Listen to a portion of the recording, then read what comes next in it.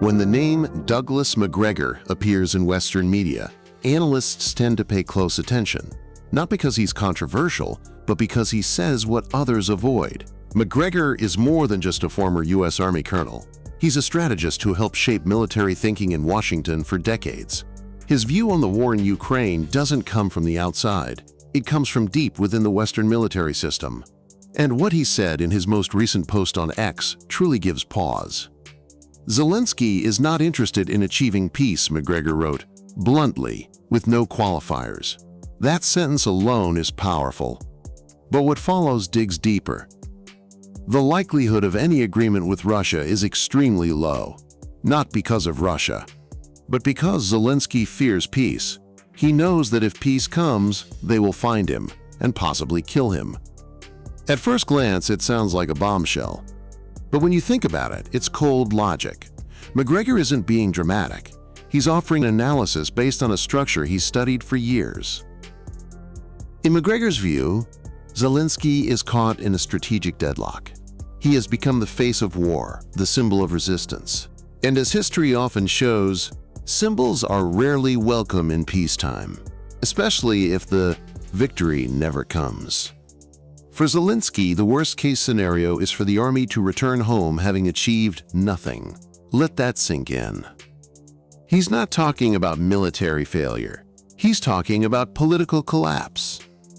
A tired, demoralized army coming home with no territorial gains, no breakthroughs, no heroic narrative.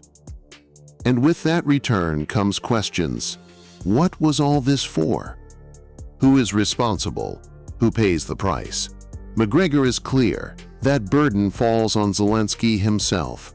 Once the fighting stops, he becomes a top target for removal because he's a symbol.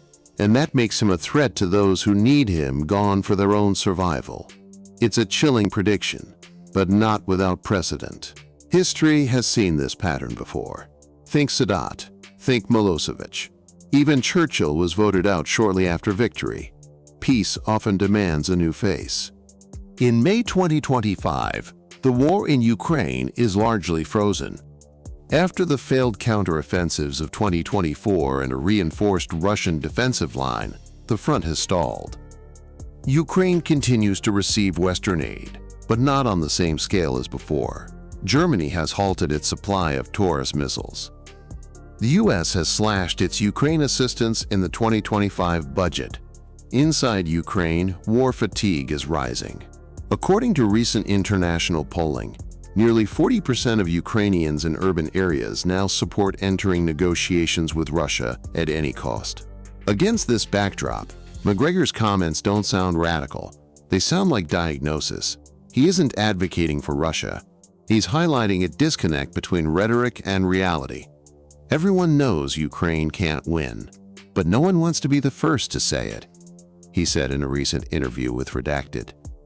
He points out that parts of Ukraine's own leadership, including some in the military, are quietly ready for talks. But Zelensky, he argues, is trapped by his own image. He can't back down. He won't be allowed to. And he won't allow himself to. This is where the psychology of leadership enters the conversation. War isn't just about weapons and borders. It's about symbols, stories, and personal survival. Macgregor hints that Ukraine's current war policy may be less about strategy and more about preserving power. The front must be maintained to sustain Zelensky's political image. Mobilization continues not for victory, but for legitimacy. And the West, despite fatigue, continues playing along because it has no plan B. The West created Zelensky, and now it doesn't know what to do with him. It's a harsh truth, but one that resonates. We've seen this before. The U.S. distanced itself from Saakashvili after 2008, from Mubarak in 2011. Supporting a wartime leader is easy. Letting go of him in peacetime? That's harder. As of May 2025, Zelensky's approval rating has fallen below 30%, the lowest since the war began in 2022. Pressure is mounting, both internally and from Ukraine's Western allies. According to reports from Politico and the Wall Street Journal, the White House is quietly discussing transition scenarios in Kyiv. New names are emerging: generals, technocrats, and even opposition figures. The worse Zelensky's political position becomes, the more likely Macgregor's prophecy comes true. Peace won't lead to reward, but to elimination. Douglas Macgregor is not a prophet. He's a military thinker who sees patterns. And what he sees in Ukraine is a leader caught in a trap. One crafted not just by Russia or the West, but by the war itself. His central question isn't really about Zelensky. It's about all of us. How long can a war last when no one dares to end it first?